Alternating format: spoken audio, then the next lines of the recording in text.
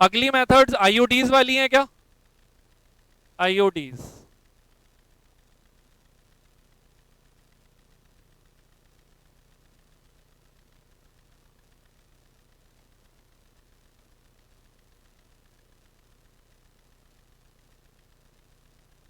what do you mean by intrauterine? Inserted into uterus by self या चाहिए professional help? Professional चाहिए ना? ना इंसर्ट किया जा सकता है खुद से, ना ये रिमूव किया जा सकता है खुद से। दोनों में क्या चाहिए? Need of professionals.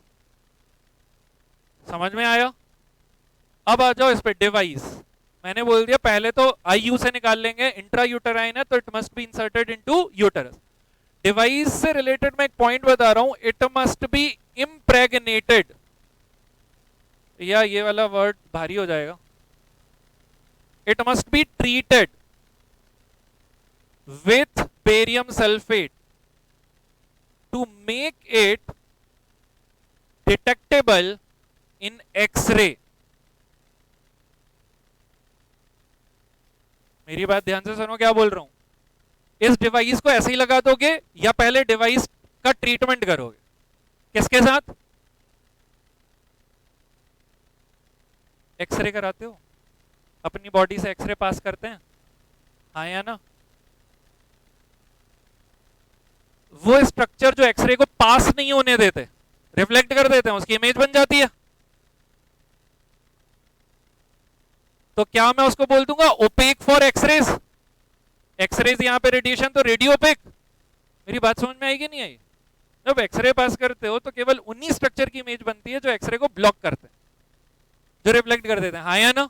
जिनसे पास हो जाती है उसकी इमेजिंग नहीं होती। अब ध्यान से सुनना, अगर तुमने आईयूडीज, अभी मैं बता रहा हूं ये किस चीज की बनी होती है, मेरी बात समझ में आ रही है? इन आईयूडीज को अगर एक्सरे में डिटेक्ट करोगे विदाउट ट्रीटिंग देम, तो ये एक्सरे में डिटेक्ट, पहले इनका ट्रीटमेंट किससे करो? क्या बेरियम सल्फेट से ये आईयूडीज रिएक्ट करके कोई नया केमिकल बन जाती हैं फिर डिटेक्टेबल होती हैं, ऐसा कुछ होता है? अरे तुम केमिकल रिएक्शन करा रहे हो क्या बे? बेरियम सल्फेट यहां पे रेडियो ओपेक होता है। क्या होता है? कभी तुमने सुना हो फॉर एग्जांपल ऐसे किसी रीजन का एक्सरे निकालना है जो रेडियो ओपेक नहीं है, हाँ या ना? तो पहले बेरियम सल्फेट का सॉल्यूशन पिला दे। फॉर एग्जांपल स्टमक का निकालना है तो बेरियम सल्फेट सॉल्यूशन पिला दिया उसको, स्टमक में क्या आ गया? Barium, and this barium sulphate is, अब एक्सरे निकालोगे तो स्टमक की पिक्चर बनेगी कि नहीं बनेगी? वही किया, ऐसा कोई रिएक्शन करा के चेंज नहीं कर दिया, बस बेरियम सल्फेट का ट्रीटमेंट दिया हुआ है तो बेरियम सल्फेट पास नहीं होने देगा, तो वो जो इंट्रा यूटेराइन डिवाइस यूटेरस में इंसर्ट की गई है उसकी एक्सरे इमेज आ जाएगी, हाँ या ना? तो अनट्रीटेड या treated? Why treated? So that it can be detected in x ray. Why it has to be detected in x ray? क्योंकि लगा के वो लगी हुई है कि नहीं ये भी तो कंफर्म करना पड़ेगा। कभी पीरियडिकली कंफर्म कर रहे हो तो एक्सरे से कंफर्मेशन हो जाएगा, अबे आया ना? फॉर एग्जांपल चलो, क्या कोई भी कॉन्ट्रासेप्टिव मेथड यहाँ पे 100% इफेक्टिव है या एक पॉइंट ऑफ फेलियर रेट सबके साथ है? अगर मान लो ये आईयूडी फेल हो गई, प्रेगनेंसी हो गई, तो प्रेगनेंसी होगी तो सबसे पहले डॉक्टर तो चेक करेगा ना यार कि आईयूडी लगाई थी उसका क्या हुआ, या तो वो आईयूडी निकल गई या तो है। अबे क्या कर रहे हो, सुन रहे हो? तो अब कैसे पता लगाओगे आईयूडी निकल गई या है? एक्सरे एक तरीका हो सकता है। अब अगर वहां पे आईयूडी है फिर भी प्रेगनेंसी हो गई है तो केस कॉम्प्लिकेटेड हो गया, आप उस प्रेगनेंसी को बचा नहीं पाओगे, वो अबॉर्ट होगी। क्यों? क्योंकि जब आईयूडीज निकाली जाएगी बाय डॉक्टर तो वो साथ में एंडोमेट्रियम छीलते हुए आ जाएगी। अब वो एंडोमेट्रियम है ही नहीं जहां पे उसे डेवलप होना है, तो क्या वो प्रेगनेंसी होगी या अबॉर्ट हो जाएगी? अबॉर्ट। तो बस ये याद रखना, it has to be treated with before inserting into the uterus. बढ़े आगे, चलो फटाफट बताना, क्या यहां पे तुम्हें दो टाइप की आईयूडीज मिलती हैं? एक कौन सी है? Non medicated. एक कौन सी है? मेडिकेटेड। नॉन मेडिकेटेड और मेडिकेटेड। नॉन मेडिकेटेड और मेडिकेट की बात कर लेंगे, लेकिन सबसे पहले अगर आईयूडी, किसी भी आईयूडी को मैं दिखाने की कोशिश करूं तो तुमने किताब में देखी होगी, मेन कॉमन ऐसे देखने को मिली होगी। ये तुम्हारा किसी भी आईयूडी देखो, ये मैंने सब ऐसी नहीं होती। क्या ये तुम्हें टी शेप लग रही है? तो जिसका शेप टी होगा वो कॉपर टी। कोई 7 शेप होती है, ठीक है। अगर अपन पॉपुलर उसकी बात करें, अच्छा पॉपुलर की बात याद आ गई है, यहाँ पे एनसीईआरटी में पॉइंट लिखा हुआ, फिर मिस हो जाएगा। मेल कॉन्डोम से रिलेटेड है, उन्होंने एक ब्रांड का जिक्र किया जो बहुत ही पॉपुलर हो गई है, निरोध, ठीक है। तो वो एक क्वेश्चन बन सकता है, तुमने कभी सुना है कि कुछ प्रोडक्ट ऐसे होते हैं जो जिनकी लॉन्चिंग इतनी ब्रेक थ्रू होती है कंपनीज के द्वारा कि वो प्रोडक्ट अपने प्रोडक्ट के नाम से नहीं ब्रांड नेम से जाना जाने लगता है, जैसे डिटर्जेंट, सर्फ या निरमा।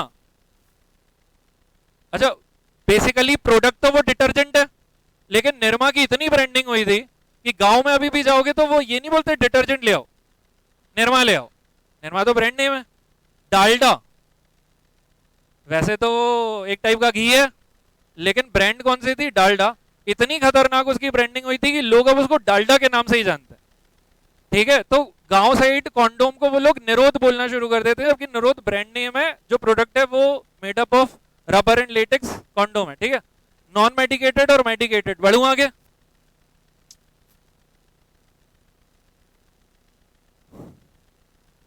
मैं यहाँ पे ना कुछ पॉइंट लिख रहा हूं, मैं देखता हूं तुम लोग कनेक्ट कर पाते हो कि नहीं।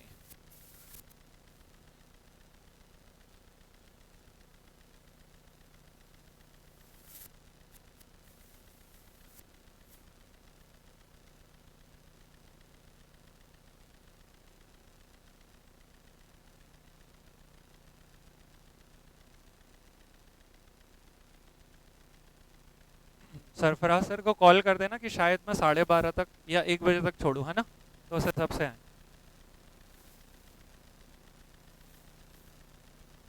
बातें नहीं करनी है यहाँ पे, थोड़ा सा दिमाग लगाना है तुम्हें।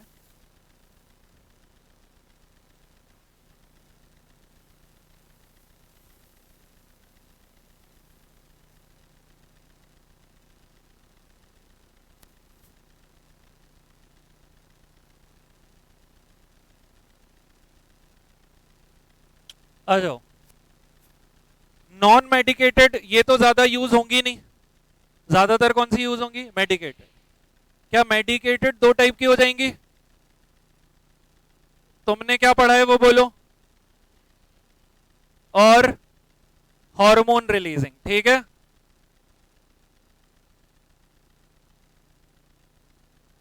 पहले ये इंफॉर्मेशन मैंने लिख दी है, ये तो सब पढ़ी हुई लग रही है ना।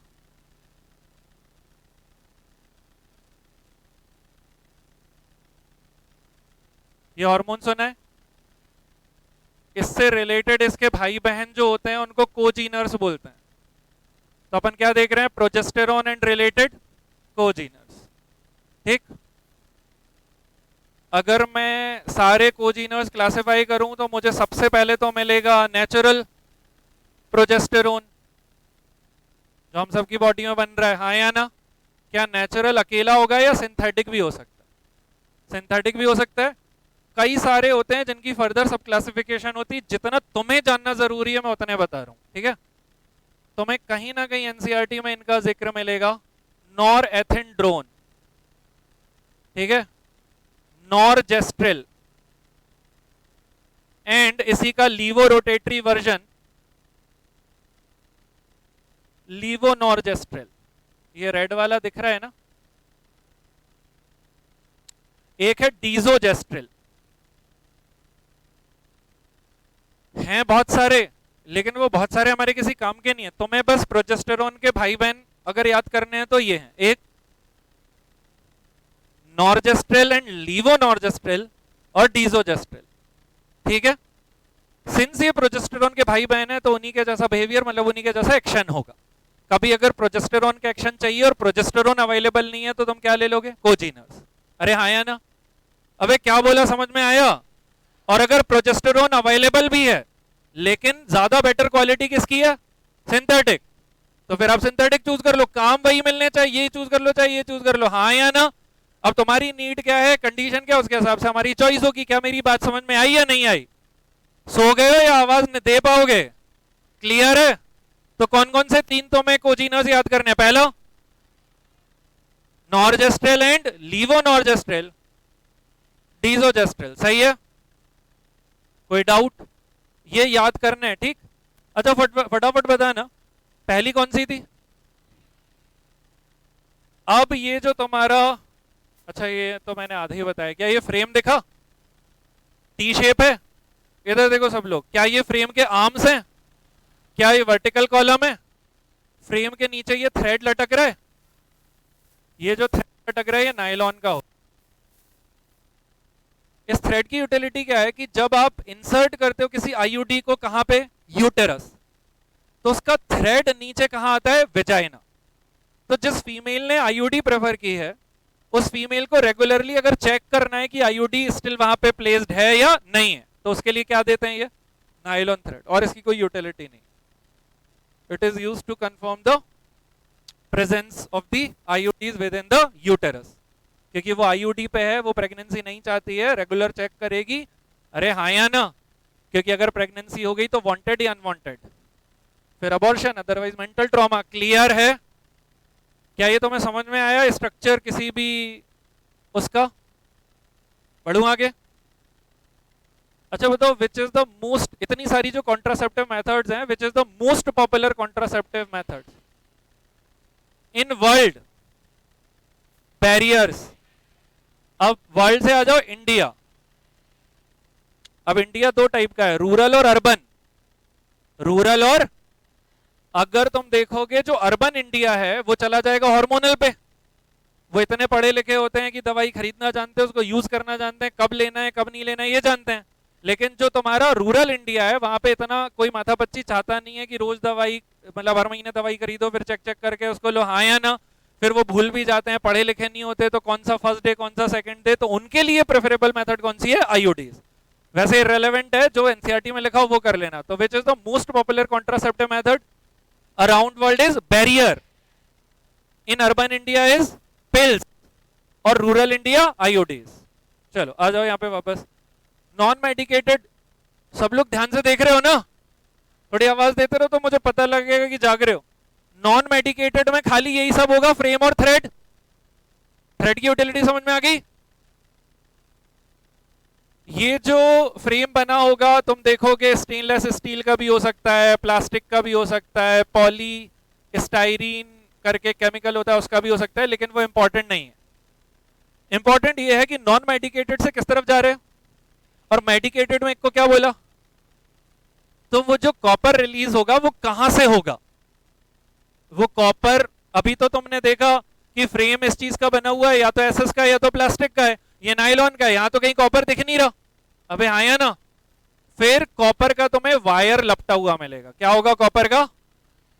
अगर तुम्हें कैसी आईयूडी बनानी है तो क्या कॉपर का वायर लपेटोगे? कॉपर का वायर कहां लपेटोगे? अराउंड वर्टिकल स्टेम, अराउंड, बंद करो बंद करो, कॉपर का क्या लपेटोगे? Wire around vertical stem. मिल गया ना सोर्स ऑफ कॉपर? अब तुमने कॉपर रिलीजिंग आईयूडीज कौन कौन सी सुनी है वो बताओ। कॉपर टी, अच्छा बताओ कॉपर टी नाम किस बेसिस पे? Shape of the frame. Copper 7 किस बेसिस पे? Shape of the frame. लेकिन ध्यान से सुनना, मल्टी लोड 375, मल्टी लोड मतलब कुछ लोड किया है, तो नॉन मेडिकेटेड होगी या मेडिकेटेड? और क्या लोड किया है? कॉपर। कॉपर का क्या लोड किया है? इसकी जो डायमेंशन है वो mm स्क्वायर में निकाले हैं, 375 mm स्क्वायर। उस वायर से रिलेटेड है जो तुमने लटकाया, जो लपेटा हुआ है, जिससे क्या मिलने वाला है? कॉपर। तो नाम ऐसे ही नहीं बन गए हैं, फटाफट बताओ एक नाम तुम कौन सा जानते हो? क्या एक मल्टी लोड है? नाम ध्यान से सुनना, अगर कुछ लोड है तो नॉन मेडिकेटेड तो रहा नहीं, हाँ या ना? और कैसा है? 375। जैसे ये 375 याद आ जाएगा तो मैं ये पॉइंट याद आना चाहिए कि कॉपर का हमने 375 mm स्क्वायर का वायर लपेटा था। तो ये हार्मोन रिलीजिंग हुई या कॉपर रिलीजिंग? प्लीज यहां पे बोर्ड पे ध्यान देना, क्या हार्मोन रिलीजिंग है? देखो हार्मोन रिलीजिंग का नाम प्रोजेस्टेट, इसको देख के तो अंधा भी बोल देगा ये हार्मोन रिलीजिंग है। इकोर कौन सी है?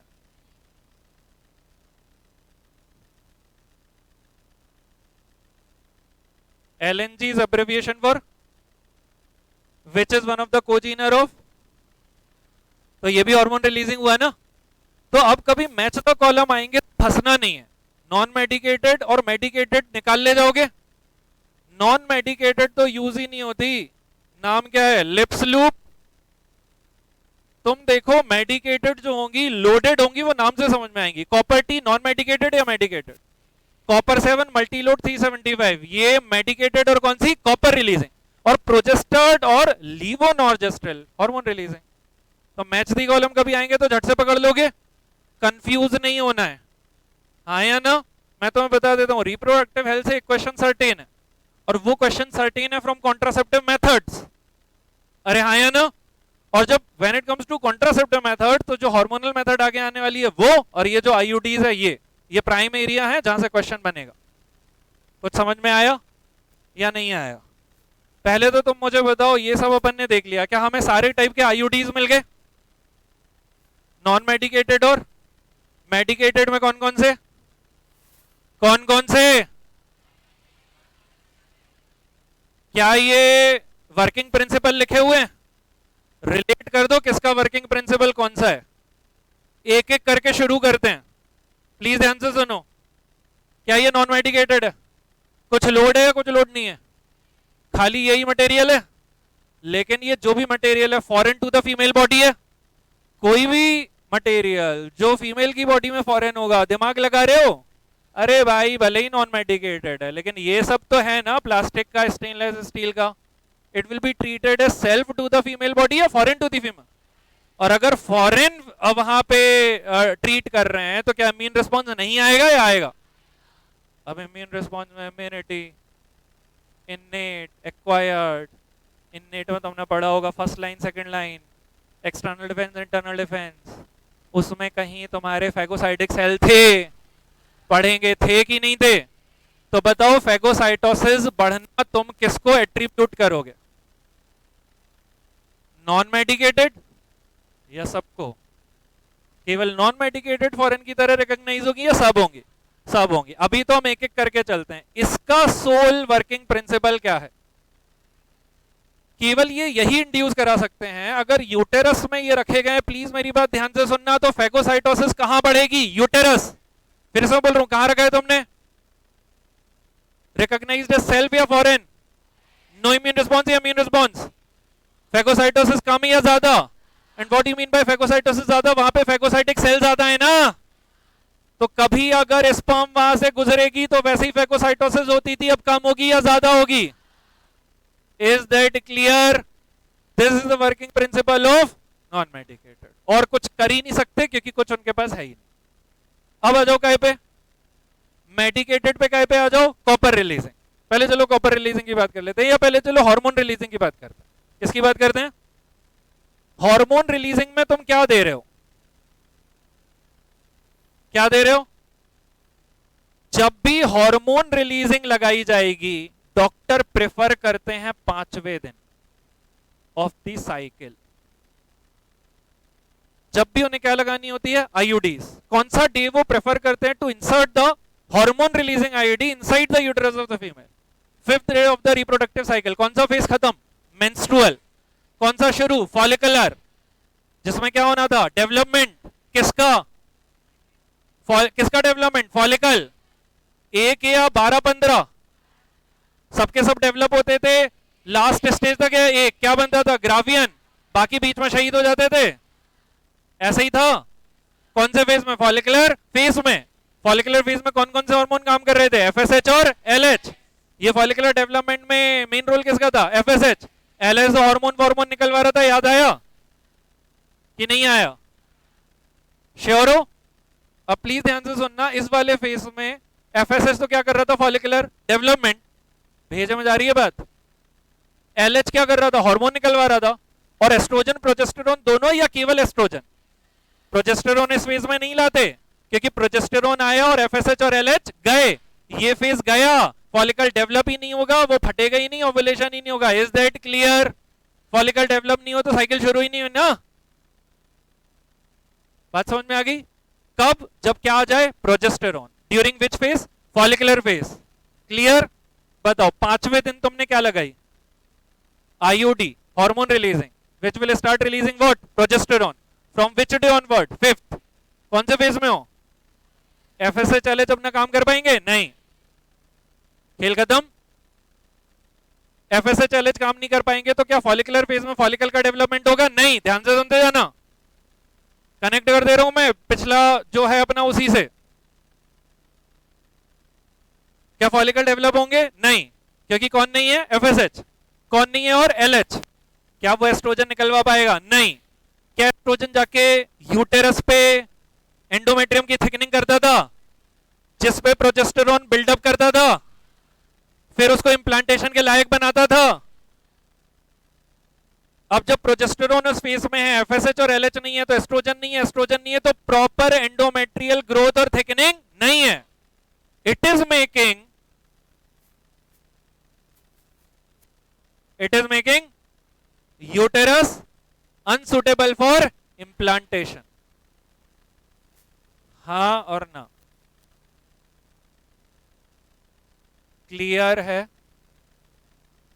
How did an IUD make a uterus unsuitable for implantation?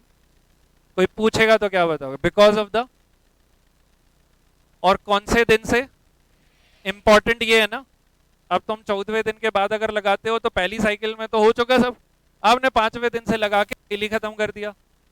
No FSH LH, no oestrogen, no endometrial growth after bleeding. आया ना? Where is endometrium for implantation? Nowhere. मतलब the uterus is not at all suitable for implantation. भेजे में बात गई या नहीं गई? इसको रट्टा नहीं मारना है, ठीक है? चलो, दूसरी चीज तुम्हें मुझे ये बताना है,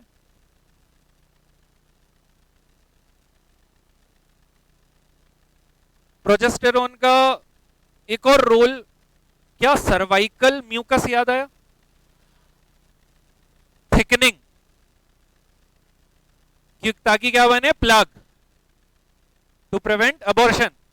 तो क्या प्रोजेस्टेरोन का, प्रेगनेंसी के सारे काम प्रोजेस्टेरोन के हवाले, क्या thickening of the cervical mucus है? हाँ या ना? चलो, तो क्या मैं ये बोल दूं thickening of the cervical mucus?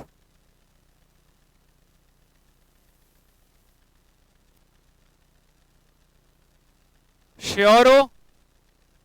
इसको एनसीईआरटी बोल रही है कि these IUDs are making cervix hostile to the sperms. What is the meaning of this statement? ये hormone releasing, progesterone releasing hormones are making cervix hostile to the sperm. Sperm की क्या बना रहे हैं? दुश्मन। कैसे?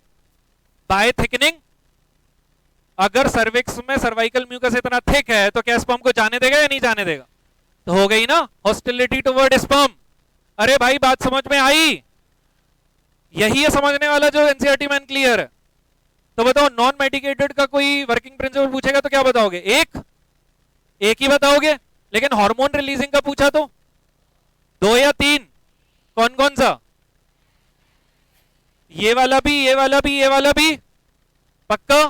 ठीक, चलो तो हार्मोन रिलीजिंग के खत्म वर्किंग प्रिंसिपल, सब पीछे से रिलेटेड थे। अब क्या पे आओ? कॉपर जो रिलीज होता है, स्पर्म जो मूव कर रहा होता है, स्पर्म क्या कर रहा होता है? मूव करके कहां जा रहा है? Fallopian tube. अरे अपवर्ड मूवमेंट है ना, और मोटिलिटी नॉर्मल चाहिए टू एंश्योर फर्टिलाइजेशन या विग्रस। तो अगर ये कॉपर रिलीज होगा तो कॉपर चोट करता है स्पर्म की मोटिलिटी पे, काय पे? और अगर स्पर्म की क्या खराब की? मोटिलिटी।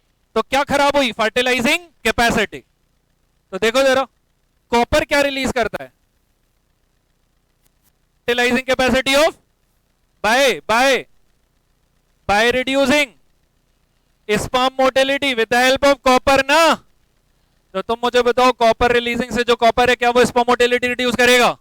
स्पर्म मोटिलिटी कम मतलब फर्टिलाइजेशन के चांसेस ज्यादा है कम? क्या fertilising capacity of sperm reduce हुई? ठीक, this is how which IUDs work? Copper releasing. मैं फिर से पूछ रहा हूं, कॉपर रिलीजिंग के वर्किंग प्रिंसिपल केवल 1 या 2? कौन कौन से 2? फैगोसाइटोसिस तो सबके साथ है भाई, जो अलग है हार्मोन रिलीजिंग के वो अलग हो गए, कॉपर रिलीजिंग के जो है वो अलग हो गए, जिसके पास कुछ भी नहीं है उसका केवल phagocytosis mode. Is that clear? कोई भी डाउट होना नहीं चाहिए, यही है क्वेश्चन का एरिया। अगर किसी समझदार व्यक्ति ने क्वेश्चन बनाया फंसाने के लिए तो बस अपने को नहीं फंसने। बढ़े आगे। तो ये खत्म हो गई आईओडीज, neither self insertable nor removable. और अगर प्रेगनेंसी हो गई तो और दिक्कत वाला काम है, अगर फेलियर हो गया तो और दिक्कत वाला काम है, एंडोमेट्रियम शेड होगी, प्रेगनेंसी अबॉर्ट होगी। ठीक है,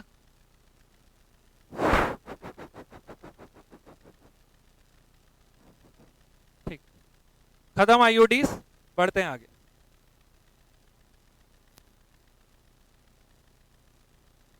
ब्रेक मत मांगना, बस तुम जो मांगोगे मैं दे दूंगा आज।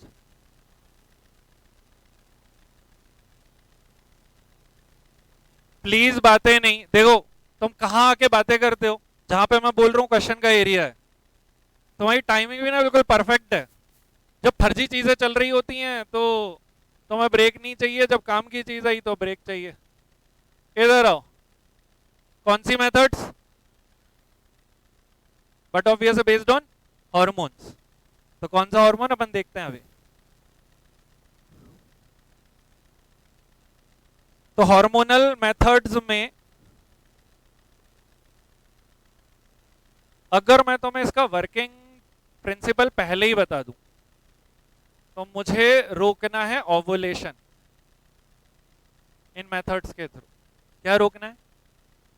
थोड़ा दिमाग लगाना। हार्मोनल मेथड में क्या चाहिए? हार्मोन। अब कौन सा हार्मोन चाहिए वो देखना है ना यार। अपने पास तो तमाम है साइकिल वाले, एफएसएच, एलएच, एस्ट्रोजन, प्रोजेस्टेरोन। ठीक है, तो हमें यहाँ पे जो ऑब्जेक्टिव है वो क्या रोकना है। तो क्या कोई हार्मोन एंटी ओवुलेटरी एक्शन दे रहा था, अगर हम उसे ल्यूटियल फेज में ना निकलवा के, मतलब पॉसिबल नहीं है, कौन से फेज में निकलवाते हैं? Follicular phase. प्रोजेस्टेरोन, क्योंकि अगर प्रोजेस्टेरोन है तो there will be no FSH, और no FSH no follicular growth, no graafian follicle, no rupture, no ovulation. सही है, तो तुमने पकड़ लिया जो हार्मोन अपने को चाहिए वो कौन सा चाहिए? प्रोजेस्टेरोन। लेकिन तुम्हें क्या लगता है, अगर प्रोजेस्टेरोन को तुम इस तरीके से यूज कर रहे हो ओवुलेशन रोकने के लिए, मतलब कौन से फेज में? मुझे जवाब चाहिए, कौन से फेज में? Follicular phase. तो क्या यही प्रोजेस्टेरोन फॉलिकुलर फेज में यूटेरस के साथ भी छेड़छाड़ नहीं करेगा? क्या जो अभी हुआ था, it will make uterus unsuitable for implantation. तो क्या केवल ओवुलेशन से छेड़छाड़ हुई है या इम्प्लांटेशन से भी होगी? क्या केवल इम्प्लांटेशन से होगी या सर्वाइकल म्यूकस से भी होगी? समझ आया नहीं आया? तो अगर प्रोजेस्टेरोन तुम्हारा यहाँ पे मेन हीरो है तो ये सब तुम्हें देखने को मिलेगा, इनसे छेड़छाड़। ओवुलेशन मेन हमारा ऑब्जेक्टिव था, लेकिन फिर उसी फेज में अगर आप दे रहे हो तो इम्प्लांटेशन भी अफेक्ट होगी। और इंपॉर्टेंट एरिया सुन रहे हो ना? ठीक। अब मैंने तुम्हें कभी ना कभी बताया होगा कि प्रोजेस्टेरोन से ही शुरुआत हुई थी हार्मोनल मेथड की। पहले प्रोजेस्टेरोन अकेला, ओनली, अलोन यूज करते थे, लेकिन जब इसको अकेला यूज करते थे तो इसका डोज था ज्यादा। और अगर मैं प्रोजेस्टेरोन की बात कर लूं तो ये स्टीरॉइडल है। हाँ या ना बोलो। Chemicals can be divided into two groups, non steroidal और स्टीरॉइडल। स्टीरॉइडल जिसमें स्टीरॉइडल मॉलिक्यूल, साइक्लोपेंटेनोपरहाइड्रोफेनेंथ्रीन जिसमें नहीं है वो सारे नॉन स्टीरॉइडल, ज्यादातर नॉन स्टीरॉइडल है। हाँ या ना? क्या हमारे बॉडी के आर ऑल्सो केमिकल्स? क्या वो भी स्टीरॉइडल नॉन स्टीरॉइडल हो सकते हैं? स्टीरॉइडल हार्मोन कौन कौन से हैं? यही sex hormones in the male and female और एड्रीनोकॉर्टिकॉइड्स। हाँ या ना? तुम मुझे बताओ, अगर ये स्टीरॉइड है, डोज ज्यादा अफोर्ड कर सकती है क्या बॉडी? नहीं। लगातार रिसर्च चल रही होगी, खतरनाक रिसर्च चल रही होगी टू रिड्यूस द डोज। तो एक रिसर्च से पता चला कि अगर इसको किसके साथ दे दें तो एस्ट्रोजन इसका वो दोस्त बन जाता है जो इसे लगातार मोटिवेट करता है। क्या करता है? लगातार। और अगर कोई दोस्त लगातार मोटिवेट करता रहेगा तो एफिशिएंसी तो बढ़ेगी ना, और एफिशिएंसी बढ़ना, एफिकेसी बढ़ना मतलब डोज का कम हो जाना हो जाएगा। Is that clear? तो तुम मुझे बताओ, जब ये अकेला काम करता है तो ज्यादा बेहतर काम करता है या इसके साथ? इसके साथ, क्या ये मोटिवेट करके एफिकेसी बढ़ाता है, क्या एफिशिएंसी बढ़ाता है, क्या डोज रिड्यूस हुआ? तो एस्ट्रोजन को इंक्लूड करने का मेन ऑब्जेक्टिव क्या था? Dose reduction, to prevent the female या to prevent the human from the side effect of the steroids. हाँ या ना? क्या एस्ट्रोजन कोई रोल प्ले करेगा? कुछ नहीं। समझ में आया? एस्ट्रोजन केवल क्या करेगा? सपोर्टिंग रोल में मोटिवेट करके एफिशिएंसी बढ़ाएगा। हाँ या ना? एस्ट्रोजन क्यों कुछ नहीं कर पाएगा भाई? तुमने बोल दिया ना, अगर तुम प्रोजेस्टेरोन दे रहे हो तो इम्प्लांटेशन खतरे में है। क्या कर रहे हो? भेजम बात जा रही है। इम्प्लांटेशन खतरे में क्यों है? क्योंकि एलएच नहीं आ रहा, एलएच से एस्ट्रोजन नहीं बन रहा। यहां से तुम क्या सप्लाई कर रहे हो? क्या ये इम्प्लांटेशन के लिए थिकनिंग करना शुरू नहीं कर सकता? नहीं, क्योंकि in the context of uterus progesterone जब रहता है तो एस्ट्रोजन को काम नहीं करने देता। तो ये बस डमी रोल है, खाली बस गीदड़ भक्ति देते रह रहे। भाई तुम शेर हो यार, अरे तुम कूद जाओगे यार, तुम कर लोगे यार, समझ रहे हो? बस ये इसीलिए यहाँ पे इनका कोई और दूसरा कोई कंट्रीब्यूशन नहीं है। मेन काम किसको करना है? पॉइंट क्लियर है? बढ़ सकते हैं आगे? ठीक। अब तुम मुझे बताओ कि एक बहुत पहले कभी मैंने तुमसे ना ड्रग्स की बात करी थी ना? तो वो उसका ही एक छोटा सा पॉइंट अपन लेके आ जाते हैं। वैसे ह्यूमन हेल्थ एंड डिसीज में दोबारा से आएगा ये, ठीक है? तो पहले डेफिनेशन होती थी कि drugs are the chemical substances used for the treatment of disease. हाँ या ना? बोले जो डिसीज को ठीक करते केमिकल वही ड्रग है। फिर थोड़ी और कॉम्प्रिहेंसिव बनी, used for the treatment as well as diagnosis as well as prevention of the disease. अरे हाँ या ना? ये भी कंप्लीट डेफिनेशन नहीं थी। क्यों? क्योंकि मैंने तुम्हें बताया था वो सलमान भाई जो ऐड करते थे, सलमान भाई, रीवाइटल। हाँ या ना? अब आजकल धोनी वो नहीं कर रहा, तो मैंने बताया था, युवराज भी कर रहा था, लेकिन फिर भी बूढ़े हो रहे। धोनी को तो बनानी नहीं चाहिए, तो उसका तो बाल वाली सफेद हो गए। सलमान तो बाल काले करके घूम भी रहा है अभी कम से कम। तो वो जो रिवाइटल है उसमें विटामिन है, वो जब ले रहे हैं तो कुछ ना कुछ फायदा हो रहा है। अबे भेजे में बात जा रही है। उनको भी ड्रग की कैटेगरी में रखा हुआ है। तो comprehensive definition for the drug is now, अपन बाद में भी पढ़ेंगे, सुन रहे हो?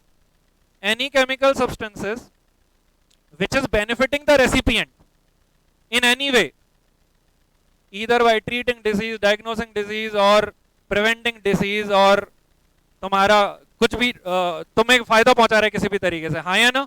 तो सबसे सिंपल डेफिनेशन जो तुम्हें समझनी है वो है any chemical which is benefiting the recipient is drug.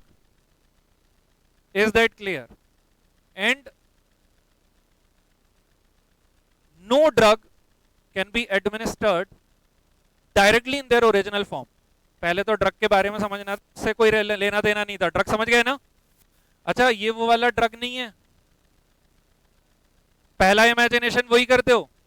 वो मैंने बता दिया था कि अगर उन नशे वाले सब्सटेंसेस के लिए आप ड्रग का शब्द का यूज कर रहे हो तो वो उसके लिए डेरोगेटरी, अपमानजनक है इस ड्रग शब्द के लिए। हाँ या ना? ड्रग एक नोबल टर्म है, इतनी सारी बीमारियां ठीक कर रही है। हाँ या ना?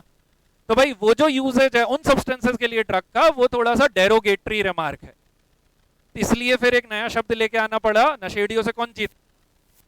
नशेड़ियों को कौन समझा? खुद ही समझ गया। नया शब्द फिर मेडिसिन आया, लेकिन drug and medicine are synonymous. आया ना? तो जब अपन when I am talking about drug, अपन अच्छी वाली ड्रग की बात कर रहे हैं। तो no drug can be administered, no drug can be administered directly in their original form. What is the meaning of this particular line? मतलब ये नहीं कि तुमने पौधे से निकाली और खा ली, ऐसा नहीं हो पाएगा। तुमने जानवर से निकाली और खा ली, माइक्रोब से निकाली और खा ली, लैब में बनाई और खा ली। अबे आया ना? नो, अच्छा मैं इसको और मॉडिफाई कर देता हूं, no allopathic drug can be administered directly in their original form. तुम अभी एमबीबीएस करोगे तो एक सिस्टम मेडिसिन फॉलो करोगे। कौन सा सिस्टम? एलोपैथिक। जो बीएमएस करेंगे वो कौन सा सिस्टम? Ayurvedic system medicine. फिर आयुर्वेदिक सिस्टम मेडिसिन की दवाइयां अलग हैं, तुम अलग पढ़ोगे वो अलग पढ़ेंगे। जो बीएचएमएस करेगा वो कौन सा system medicine? Homeopathic system medicine, उनकी दवाइयां अलग हैं। अब आयुर्वेदिक में तो भर भर के डोज होता है, लो भाई 1 किलो खा लो। आयुर्वेदिक में तो यही होता है ना, ये ले जाओ आधा किलो सुबह खाना, आधा किलो शाम को। क्या एलोपैथिक में ऐसे भर भर के डोज होता है? अरे बहुत, 2 mg, 0.5 mg, 500 mg। मैंने तो मैं बोला लो 500 mg का पाउडर उठाओ और खाओ। सुन रहे हो ना? तो तुम उठाओगे, क्या पूरा हाथ में आ जाएगा? आधा इधर ही रह गया। फिर छोड़ोगे, क्या पूरा अंदर चला जाएगा? नहीं, आधा हाथ में ही रह गया। क्या प्रॉपर डोज गया? तो इसलिए मैं बोल रहा हूं, no allopathic drug can be administered directly in their original form. एक रीजन तो हो गया डोज। दूसरा रीजन, टेस्ट बहुत अनप्लेजेंट होगा, रखते से ही औंक दोगे। तो क्या तुम्हें नहीं लगता कि ड्रग मिल गई बहुत अच्छी बात है, अगला चैलेंज उसे एडमिनिस्ट्रेबल बनाना है? तो ड्रग के लिए रिसर्च अलग चलती है, किसी ने खोज दी बहुत बढ़िया है, लेकिन उसको बॉडी में भेजने के लिए, एडमिनिस्ट्रेबल बनाने के लिए फिर डोसेज फॉर्म चाहिए। क्या चाहिए?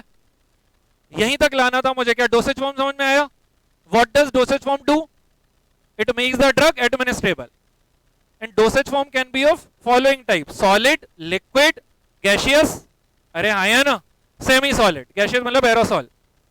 तो क्या डोसेज फॉर्म अलग अलग टाइप के नहीं हो सकते? Solid on the basis of state, physical state. Liquid, semi liquid हो सकते हैं ना? बताओ टैबलेट किसका फॉर्म है? Solid. Capsule, syrup, ointment, semi solid. Inhaler, aerosol. ये सब उनके डोसेज फॉर्म है। समझ में आया कि नहीं आया? इंजेक्शंस, लिक्विड, डोसेज फॉर्म है ना भाई? बढ़िया। तो यहां पे अब इनके डोसेज फॉर्म की बात हो रही है। एक डोसेज फॉर्म जो बताया जा रहा है वो क्या है? पिल्स। एक डोसेज फॉर्म क्या है? इंजेक्टेबल्स। एक डोसेज फॉर्म क्या है? इम्प्लांट्स। तो कंफ्यूज मत हो ना, ये जो तीनों नाम है डोसेज फॉर्म के हैं, जिसके थ्रू क्या एडमिनिस्टर कर रहे हो? प्रोजेस्टेरोन, ईदर अलोन और इन कॉम्बिनेशन। अबे हाँ या ना? चलो, तुम्हें ये इंजेक्टेबल कौन सा लग रहा है? लिक्विड। टैबलेट कौन सा है? टैबलेट छोटी कर दो, वो जो पिल्ली सी टैबलेट होती है उसी को बोलते हैं पिल्स। समझ में है? हाँ भाई, बिल्कुल छोटी छोटी सी। तो टैबलेट का एक स्टैंडर्ड साइज होता है, अगर वो उससे नीचे है तो फिर उसको पिल कैटेगरी में डाल देते हैं। ठीक है? तो pills are a form of tablet, big और स्मॉल। तो अपने को हार्मोनल मेथड में ये पिल्स, इंजेक्टेबल्स और इम्प्लांट्स डिस्कस करने हैं। अब मेरी बात समझ में आई? आज थोड़ी सी तुम्हारी मेहनत लगेगी, प्लीज कर लो, चैप्टर को अपने को समाप्त करना है। तो एक क्वेश्चन अपन लेके जाएंगे और बकवास सुननी नहीं है। जिसको जाना है तो फिर अंदर आना मत, उसके लिए चैप्टर हो गया खत्म। एक दिन तो मेहनत कर लो यार। इनमें से, इन तीनों में से किसको किताब ने ओरल कॉन्ट्रासेप्टिव बोला होगा? ठीक है, पिल्स को ही क्या नाम दे दिया? क्योंकि अगर ये इसका रूट देखोगे तो ओरल ही है ना, तो ओरल कॉन्ट्रासेप्टिव। बस वो थोड़ा सा घुमा फिरा के लिखते हैं, समझा के लिख देते कि भैया ये देना है, ये डोसेज फॉर्म है, ये मुंह से देंगे, हाँ मतलब थोबड़े से देंगे, इसलिए इसको बोल रहे हैं ओरल। ये इंजेक्शन से देंगे, तो अपन ने कर लिया, उसको कोई दिक्कत नहीं है। पहले क्या डिस्कस करनी है, इंजेक्टेबल या ओरल? आ जाओ, ओरल कॉन्ट्रासेप्टिव्स।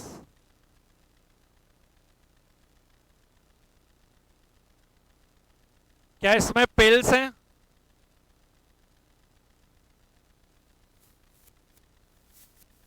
क्या पिल्स में प्रोजेस्टिन होगा?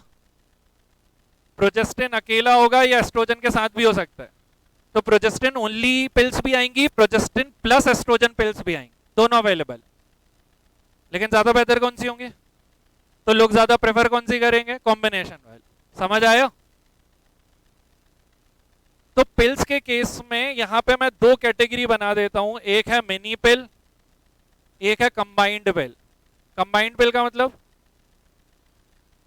जिसमें ये दोनों होंगे।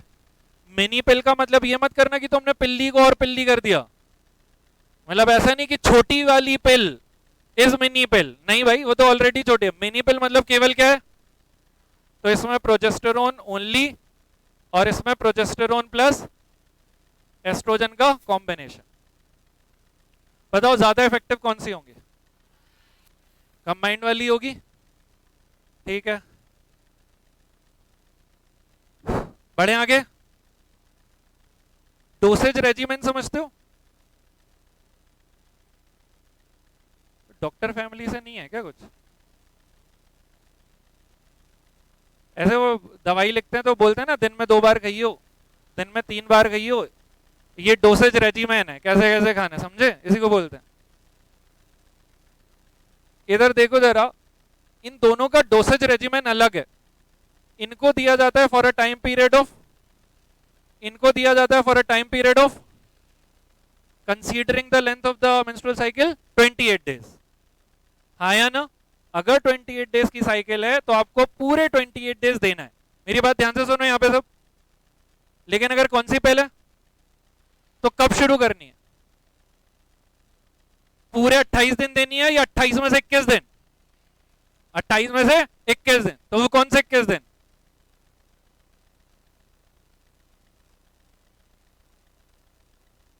ये है वो टाइम पीरियड। सुनो यहां पे, क्यों 5वें दिन? अब तुम बोलो ना फॉलिकुलर फेज, और फॉलिकुलर फेज को अटकाना है तो क्या रोकना है? एफएसएच और एलएच। रोक देगा कि नहीं? No FSH no follicular development, no graafian follicle. अरे क्या कर रहे हो? No rupture, no ovulation. कर दी ना टारगेट ओवुलेशन। फिर कब तक देना है? 26वें 27वें और 28वें दिन बंद करना है। क्यों? क्योंकि प्रोजेस्टेरोन कम होगा तभी शेडिंग होगी। हाँ या ना? और भाई मेंस्ट्रुअल वहां पे ब्लीडिंग कराना जरूरी है, एंडोमेट्रियम को शेड कराना जरूरी है, चाहे जितनी भी बनी हो। कॉम्प्लिकेशन हो सकती है। Is that clear?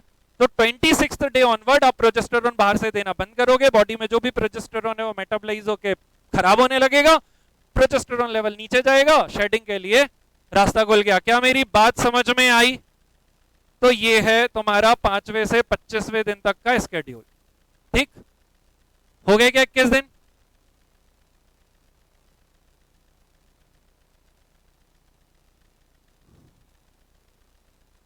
अब ध्यान से सुनना,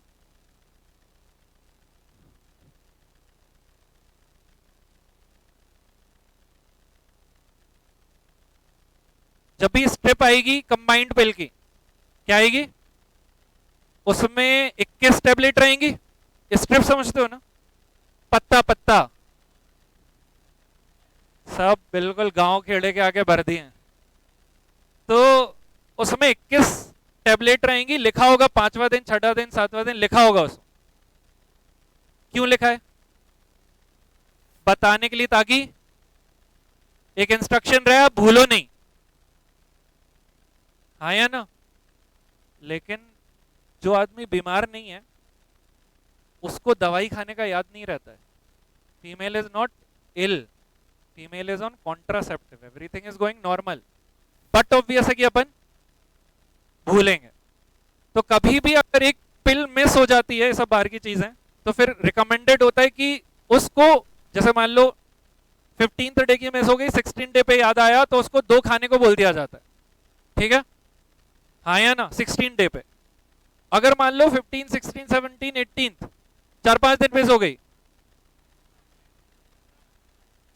तो फिर तुम ये मत करना कि उसको 5 खिला दो।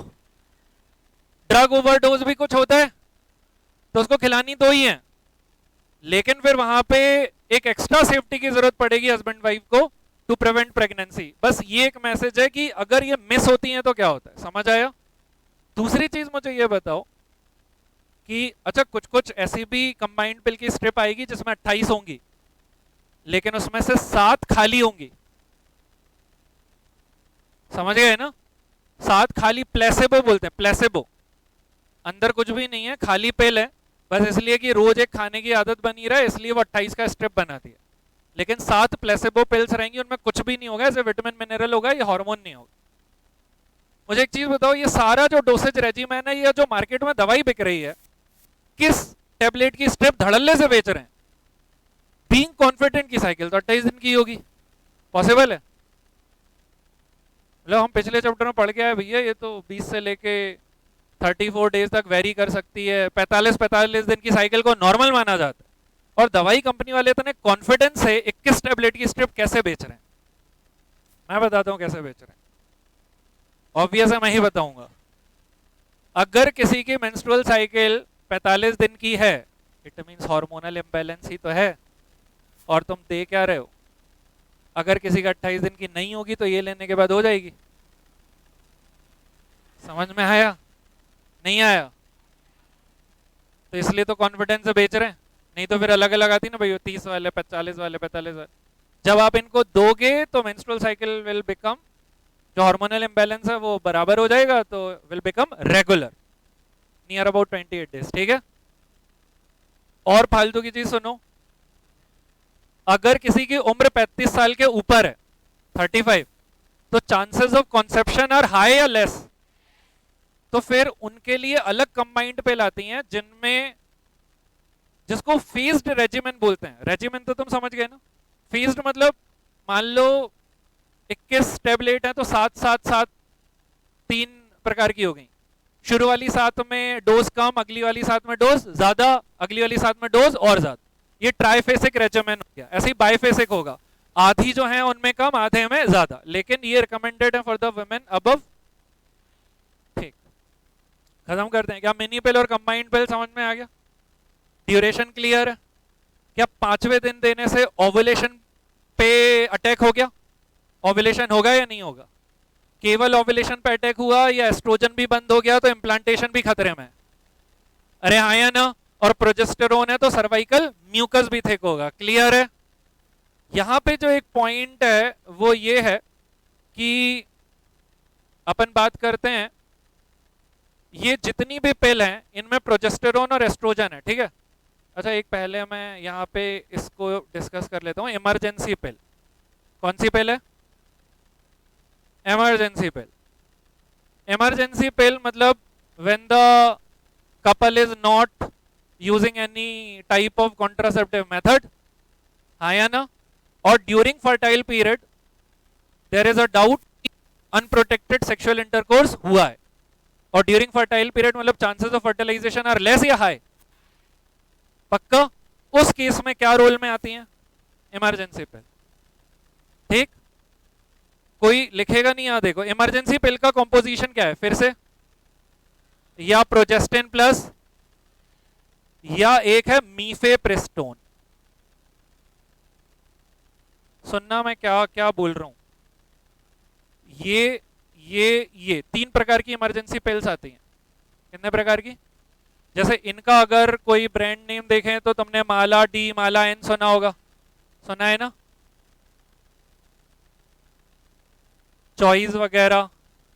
अब इमरजेंसी पिल पे आए तो इमरजेंसी पिल में आई पिल, हाँ, अनवांटेड 72, ये सारे हैं।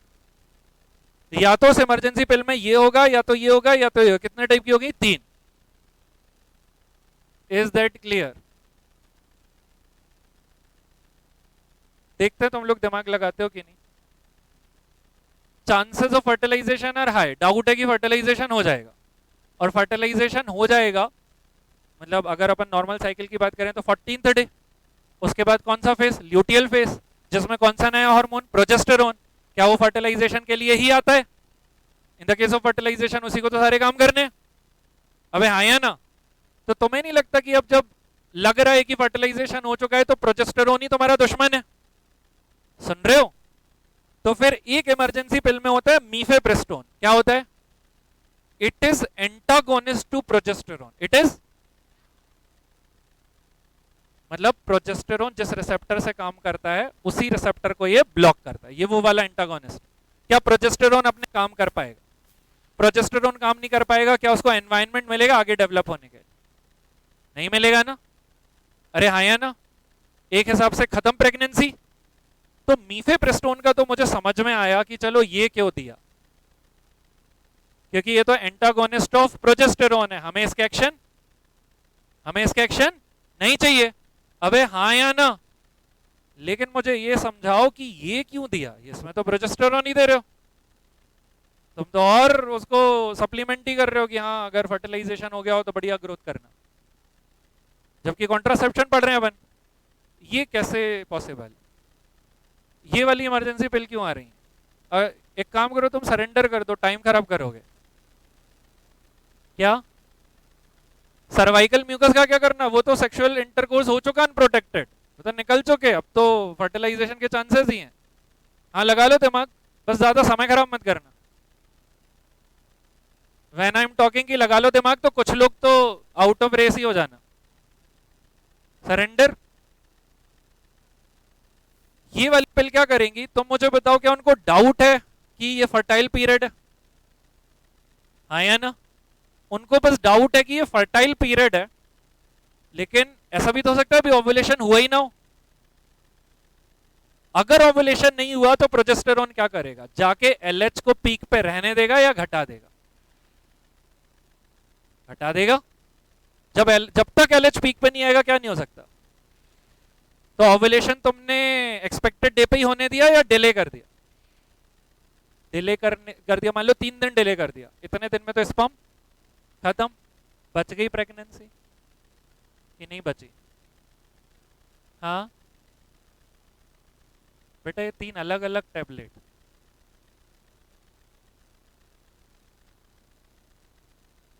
इसलिए बोलते हैं ध्यान से सुनने को। अब तुमने क्या वो मास्क ऐसा कान में फंसा रखा है तो बैरियर है वो।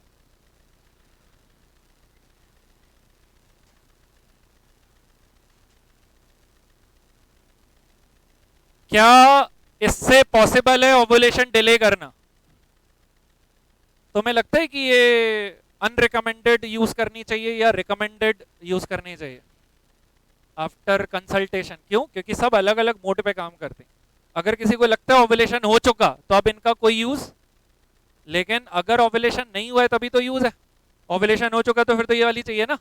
तो बताओ कितने टाइप की इमरजेंसी पिल? 3। अच्छा, ये मतलब थोड़ा समझ में आ गया। बस मैं ये बता रहा था कि ये क्रैक करना बहुत, मतलब तुम लोग अगर समझ जाओ तो इसकी इज्जत करके इसको पढ़ते रहना, क्योंकि जब तुम ऑल ओवर इंडिया कंपीट करो तो बहुत लोगों को आता नहीं है ये। ठीक, इतना दिमाग पिछले चैप्टर से ही लगेगा अगर लग सकता है तो। ये अगर लिया तो उस समय पे आपका, और तुम्हें पता है ना कि emergency pill with in 72 hours लेनी है। ठीक है,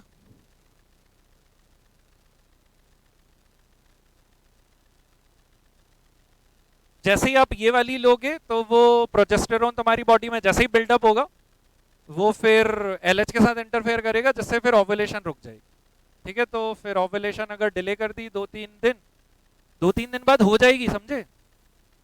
जब प्रोजेस्टेरोन एलिमिनेट होगा, बॉडी के बाहर जाएगा, तो दोबारा एलएच पीक पे आएगा, तब हो जाएगी। लेकिन हमने प्रेगनेंसी, फर्टिलाइजेशन, कॉन्सेप्शन रोक लिया। ठीक, फिर लास्ट में आते हैं मीफेप्रिस्टोन। ये भूलना मत, ये antagonist of progesterone.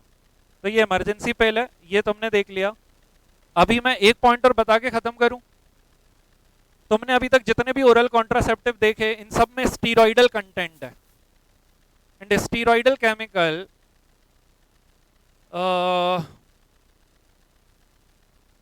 steroidal chemicals possess very high lipid solubility, and the chemicals which are having very high lipid solubility can cross blood brain barrier very easily. भूलना मत ये, जिनकी लिपिड सॉल्युबिलिटी बहुत ज्यादा है they can cross what? Blood brain barrier. मतलब किसके बीच में बैरियर? ब्लड और ब्रेन। तो किसके पास होगा? हाँ, बट ऑब्वियस यार, blood brain barrier is a barrier between blood and brain. तो किसके पास होगा? ब्लड के, ब्लड वेसल के पास होता है। मुझे पता था तुम लोग यही बोलोगे। तो वो जो ब्रेन के अंदर ब्लड वेसल होती है वो थोड़ी डिफरेंट होती है बाकी ब्लड वेसल से, तो एक बैरियर बन जाता है ताकि हर कोई सब्सटेंस जो ब्लड में प्रेजेंट है वो ब्रेन में ना घुसे, रेस्ट्रिक्टेड एरिया। ठीक है, तो बताओ ब्लड ब्रेन बैरियर क्रॉस करने के लिए क्या चाहिए होती है? लिपिड सॉल्युबिलिटी, जिसकी जितनी ज्यादा वो उतनी तेजी से क्रॉस करके घुसेगा। अबे हाँ या ना? And steroids are found to possess very low या वेरी हाई लिपिड सॉल्युबिलिटी। क्या साइड इफेक्ट होंगे स्टीरॉइड के? और स्टीरॉइड के साइड इफेक्ट? सैल्मोन भाई बॉडी वॉडी बना रहे थे, फिर 2000 जब वो बॉडी बना रहे थे तभी वो हिरण उड़ा रहे थे, ऐश्वर्या को पीट रहे थे, तभी वो गाड़ी चढ़ा रहे थे। तो तुम्हें नहीं लग रहा कि ये स्टीरॉइड का असर है? अरे क्या कर रहे हो, समझ आया?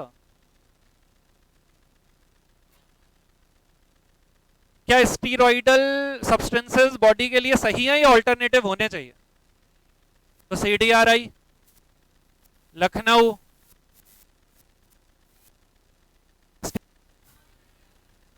अबे घोचुओ, सहेली ब्रांड नेम है। जो काम जो डेवलप किया उन्होंने वो तो पहले पढ़ो, जिस नाम से बिक रहा है वो पढ़ रहे हो। स्टीरॉइडल ऑल्टरनेटिव या नॉन स्टीरॉइडल? नाम है सेंटक्रोमन। क्या नाम है? ये स्टीरॉइडल नहीं है, मतलब इसके पास स्टीरॉइडल मॉलिक्यूल नहीं है। भेजे में बात गई। और ये जो सेंटक्रोमन है, ध्यान से सुनो इसके एक्शन कैसे हैं। अब कनेक्ट करो, अगर ये सेंटक्रोमन जाके एस्ट्रोजन के एक्शन ब्लॉक कर सकता है, तो एस्ट्रोजन क्या कराता? Endometrial growth, ready for implantation. अबे क्या कर रहे हो? इसके बाद यूटेरस रेडी फॉर इम्प्लांटेशन रहेगी या नॉट रेडी फॉर इम्प्लांटेशन? और मेरे भाई इमरजेंसी पिल का कॉन्सेप्ट अभी भूल जाओ, नहीं तो फिर कुछ समझ में नहीं आएगा। हाँ या ना? इमरजेंसी पिल दी एनसीईआरटी ने, इसको अलग रखो, अभी अपन इसकी बात कर रहे हैं जो थ्रू आउट आपको पूरे मंथ लेनी होती है। Is that clear? तो फटाफट बताना, सेंटक्रोमन स्टीरॉइडल ऑल्टरनेटिव है उन स्टीरॉइड का या नॉन स्टीरॉइडल? एस्ट्रोजन के रिसेप्टर को ब्लॉक करके एस्ट्रोजन को काम नहीं करने देगा, और एस्ट्रोजन काम नहीं करेगा तो तुम्हें पता है इंप्लांटेशन वाला फैक्टर इफेक्ट हो गया। श्योर हो?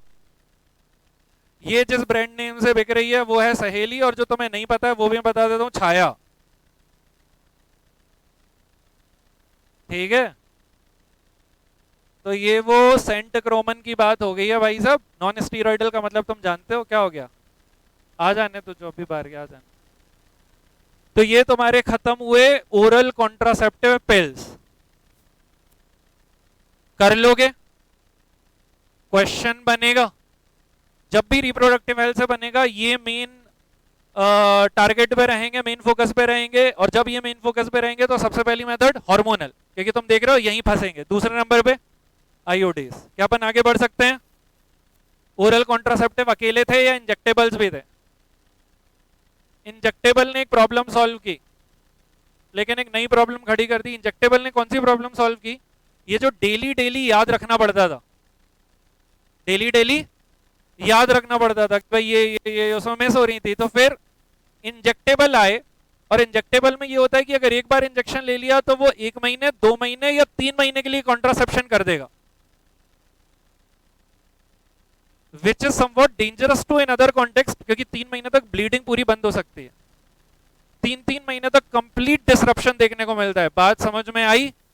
Of the menstrual bleeding. हाँ या ना? तो बताओ, ये डेली वाले हैं या वंस इन अ मंथ, या वंस इन अ 2 मंथ, या once in a 3 month? Duration बढ़ गया है।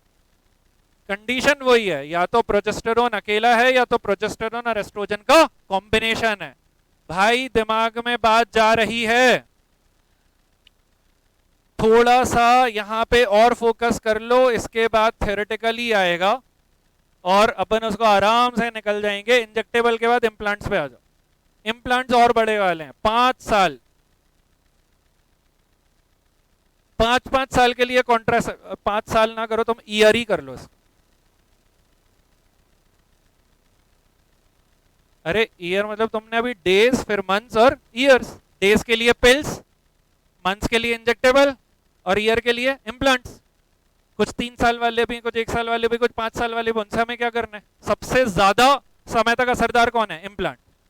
अच्छा, जो अभी आईयूडी पड़ी थी ना पीछे, आईयूडी में वहां पे तुम देखोगे एक आती है फ्रीडम 5 ईयर, फ्रीडम 10 ईयर। मतलब एक आईयूडी जो 5 साल तक इफेक्टिव और एक आईयूडी जो 10 साल तक इफेक्टिव है। उसके बाद निकालनी पड़ेगी। And IUDs are neither self insertable nor self removable. आपको प्रोफेशनल चाहिए। इम्प्लांट में भी सेम केस ही है। इम्प्लांट का एक एग्जांपल शायद दिया होगा, ब्रांड नेम है ये इम्प्लेनॉन। तो इम्प्लेनॉन मतलब इम्प्लांट की बात कर रहे हैं। बस तुम्हें मुझे ये बताना है, यहां पे नॉर्मल प्रोजेस्टेरोन रहेंगे या लॉन्ग एक्टिंग? यहां पे नॉर्मल लॉन्ग या लॉन्गर एक्टिंग? और प्रोजेस्टेरोन के भाई बहन होते हैं, बताया था मैंने। इन सब के फीचर्स अलग होंगे कि नहीं? समझ आया? अब देखो, केवल प्रोजेस्टेरोन के ही भाई बहन होंगे या एस्ट्रोजन के भी होंगे? Estrogen and related congeners. ओए थोड़ी सी एनर्जी बचा के रखना है ना। एक ही दिन मेहनत करने को बोल रहा हूं यार, एक भी दिन नहीं कर पाओगे। यहां पे तुम्हें एक नेचुरल और एक सिंथेटिक, बताओ नेचुरल में क्या एस्ट्रोन आएगा, एस्ट्राडायोल आएगा, एस्ट्रायोल आएगा कि नहीं आएगा? चलो फटाफट बताओ। सिंथेटिक में मैं एक ही याद करने को बोल रहा हूं तुम्हें, बस बहुत सारे होते हैं, एक ही, इथाइनाइल एस्ट्राडायोल, इथाइनाइल एस्ट्राडायोल।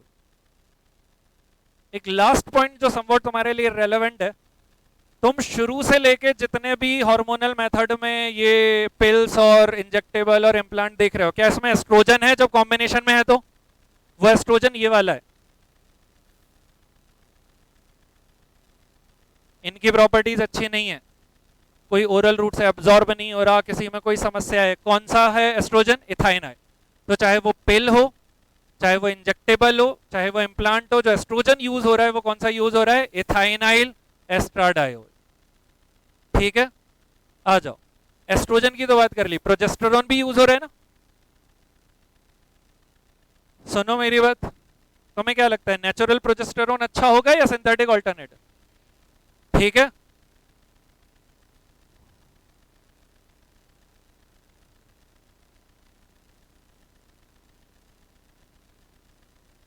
तीन एग्जांपल दिए ना मैंने, प्लीज सुन लो, लास्ट पॉइंट है। Strong anti ovulatory effect, very strong anti ovulatory effect, power progestin. Power progestin मतलब और ज्यादा। बताओ किनका एंटी ओवुलेटरी इफेक्ट सबसे ज्यादा है? डीजोजेस्ट्रिल। उससे कम? उससे कम। लेकिन कम का मतलब नेगेटिव नहीं, ये कम होने के बाद भी स्टिल स्ट्रॉन्ग है, हाँ या ना? इनके अलावा सब वीक हैं। तो तुम मुझे बताओ, जनरेशन समझ तो, जनरेशन एमबीबीएस में जाओगे तो एक सब्जेक्ट आएगा फार्माकोलॉजी, उसमें ड्रग्स पढ़ोगे, क्लासिफिकेशन पढ़ोगे। तो कई ड्रग्स की क्लासिफिकेशन में वो ऐसे पढ़ाएंगे, first generation, second generation, third generation. First generation tetracycline, second generation tetracycline, third generation, first generation cephalosporin. Tetracycline तो सुना है ना? सिफेलोस्पोरिन कभी नहीं सुना? कभी तुमने ये सेफिक्सीम सुना है? सेफिक्सीम। अब एक कोविड में सिफेलोस्पोरिन नहीं बचाया है, कोई ना कोई तुमने सिफेलोस्पोरिन खाई है जिसने कोविड का ट्रीटमेंट लिया। अब वो सिफेलोस्पोरिन कैटेगरी है, ड्रग के नाम अलग अलग हो जाते हैं, सेफ्ट्रायाजोन हो जाता है। अच्छा जिफी सुनी है? जिफी, जिफी टैबलेट नहीं सुनी? जिफी ब्रांड नेम है, उसमें सिफेलोस्पोरिन ही है। तो वहां पे वो first generation, second generation, third generation पढ़ाएंगे। यहाँ पे भी वही खेल है, जो फर्स्ट जनरेशन प्रिपरेशन थी उनके लिए ये अवेलेबल था, सेकंड जनरेशन में और बेटर आ गया, थर्ड जनरेशन में और बेटर आ गया। सबसे पावरफुल कौन है? डीजोजेस्ट्रिल। ठीक है, तो यहाँ पे हमारी मेरे ख्याल से खत्म होती है हार्मोनल मेथड, क्लास नहीं।